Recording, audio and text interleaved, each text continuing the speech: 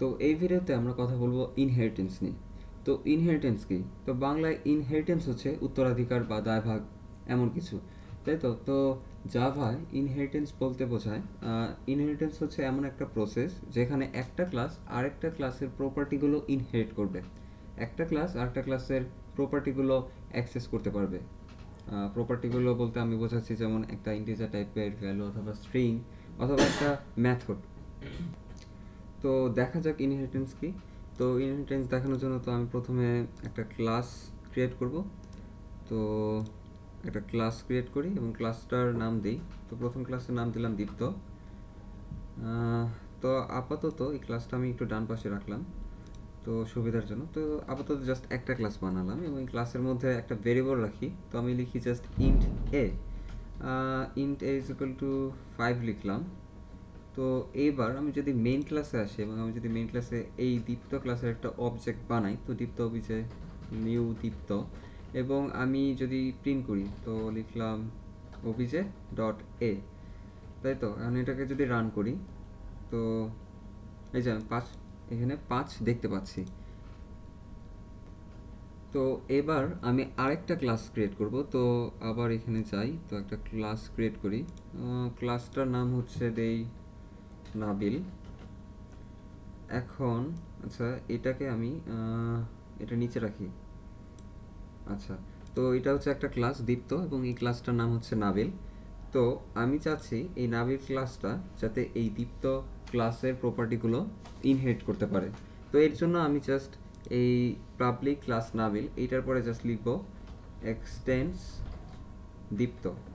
তাহলে কি হচ্ছে জিনিসটা, যে নাবিল ক্লাসটা দীপ্ত যে ক্লাসের যে প্রপার্টিগুলো আছে সেই প্রপার্টিগুলো অ্যাক্সেস করতে পারবে, সেই প্রপার্টিগুলো আসলে নাবিল দীপ্ত থেকে ইনহেরিট করবে। আচ্ছা, তো আমি একটু উদাহরণ দিয়ে বোঝানোর চেষ্টা করছি। তো নাবিল ক্লাসের ভেতর কিন্তু কোনো ধরনের ভেরিয়েবল এ নামের কোনো ভেরিয়েবল নাই, কিন্তু আমরা এখানে লিখছি নাবিল এক্সটেন্স দীপ্ত। তো দেখি এটা কি কোনো ইফেক্ট করে।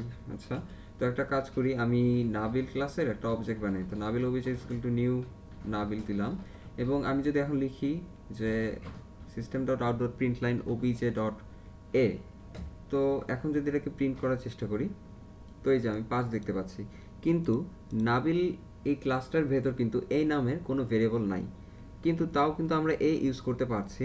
এই যে ওবিজে ডট এ, এই এ কোড থেকে আছে, এই এ মূলত আসছে এই দীপ্ত ক্লাসের থেকে। তো নাবিল এই ক্লাসটা কি করছে, যে জাস্ট দীপ্ত এর যে প্রপার্টিগুলো আছে সেই প্রপার্টিগুলো ইনহেরিটেন্স করছে। তো এইটাই হচ্ছে জাস্ট আমাদের মেইন আইডিয়াটা। আমি যদি ইনহেরিট না করতাম, সাপোজ আমি এখানে দিলাম না এটা, এবং এখন যদি আমি এই মেইন ফাইলে যাই, তো এই যে এখানে কিন্তু একটা ইরো দেখতে পাচ্ছি। তো নাবিলের ভেতর যেহেতু কোনো এ নামের ভেরিয়েবল বা কোনো কিছু নাই, তো এর জন্য আর কি এইখানে ইরো দেখাচ্ছে। তো আমি যখন এইটাকে এক্সটেন্স কিওয়ার্ডটা ইউজ করব, এক্সটেন্স দীপ্ত লিখলাম, তো সেই ক্ষেত্রে নাবিল কি করবে, এই দীপ্ত ক্লাসের প্রপার্টিটা জাস্ট ইনহেরিট করে ফেলবে। তো এখানেও একটা এই যে এ ভেরিয়েবল আছে, এটা নাবিলও চলে আসবে।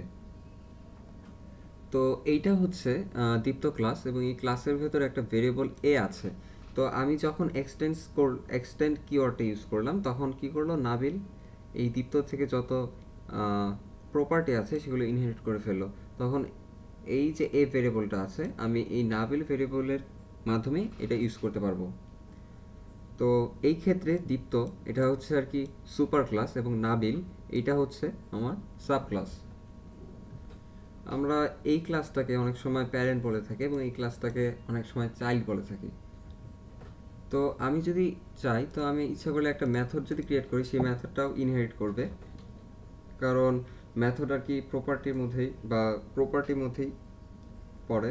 তো আমি যদি এখানে লিখি পাবলিক ভয়েড, লিখলাম পাবলিক ভয়েড প্রিন্ট, দিলাম জাস্ট লিখলাম পাবলিক ভয়েড প্রিন্ট, এখানে প্রিন্ট করলাম যে